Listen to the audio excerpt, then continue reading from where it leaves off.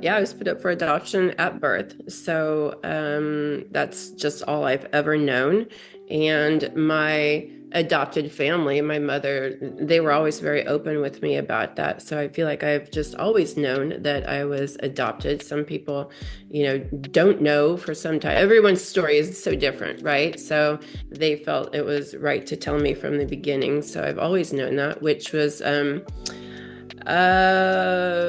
yeah, we never know how we're going to relate to these things, right? For me, that just always felt like, well, why? What was wrong with me? Why didn't my mother want me, right? So that's how I took it. I didn't take it the other way. It could have been like, oh, yay, this other family wanted me really bad, and and I think they tried to say that, but that's not how it felt for me. I just felt abandoned, rejected, very confused. I just couldn't understand what I had done for my mother to not want me. So that was my story. That was and I just really embodied that and rocked it out and took it to heart that I was broken, flawed, not wanted.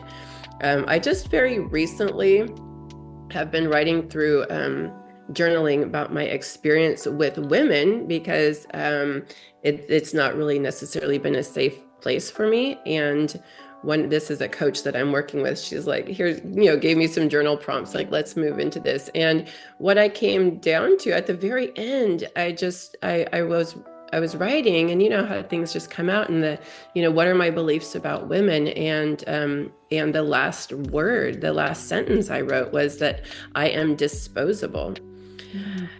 And that hit so hard. I'd never used those words before, and I'd never like looked at it that way. And I just sat and I stared at that for a long time. And I was just like, whoa.